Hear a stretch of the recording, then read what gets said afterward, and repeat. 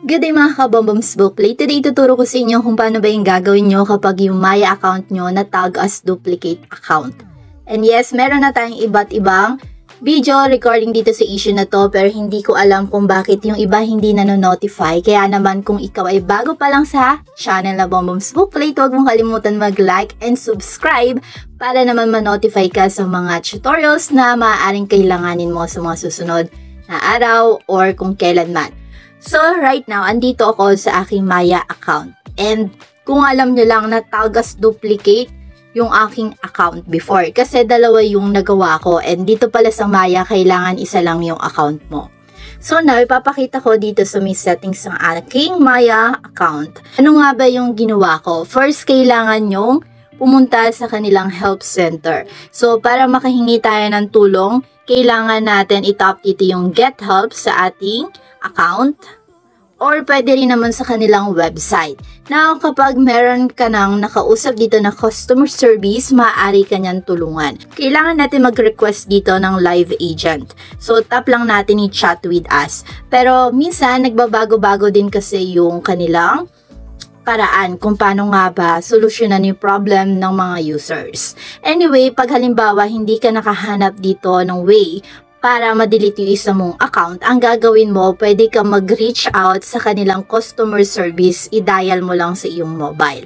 Then kapag meron ka nakausap na customer service, mas mainam dahil mas mabilis kanyang matutulungan regarding sa problem mo. Pero alam nyo ba na napakahirap tumawag sa kanilang customer service dahil maghihintay ka na napakatagal tapos i-on hold lang yung inyong pagtawag. Kung minsan pa nga yung pinaka-worst, wala talagang sasagot ng customer service. So, pwede nyong itry yan. Pero kapag halimbawa meron naman, maaring matulungan talaga kayo. Well, yung akin, ang ginawa ko, wala naman kasi talagang paraan para mag-delete tayo ng isa pa natin duplicate account. Alam nyo kung bakit?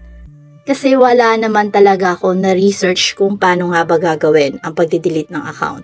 So, kailangan nga daw pumunta or mag-contact sa kanilang customer service. Pero katulad ng mga nababasa nyo, yes, mahirap talagang i-reach out yung customer service nila. So, ano nga ba yung ginawa ko para ma-delete yung isa kong account?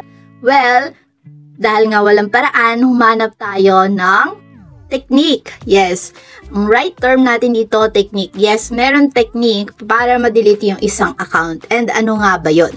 According sa may Maya, kapag hindi mo na na-open yung account mo ng 6 to 1 year, 6 months to 1 year, hindi na ma-open muli yung account mo. Maaaring ma-deactivate na mismo yung account mo. Automatic na yon. Automatic yon pag lumampas na ng 1 year, hindi mo na ma-open yon. Unless gumawa ka ulit ng paraan para ma-open yung account na yon at matag as duplicate na naman yung mga account mo. Gets? So, ang gagawin lang natin, kailangan natin i-keep yung isa natin account, then yung isa naman hindi na natin i-open. So, kung iisipin natin, napakadali lang pala ng solution. So, kailangan yung isang account hindi mo na ino-open, okay? Hindi ka na din tumatanggap doon ng mga free nila. Katulad na nga lang ng vouchers. So, monthly, di ba nagbibigay yung Maya ng vouchers? So, wag mo nang i-claim.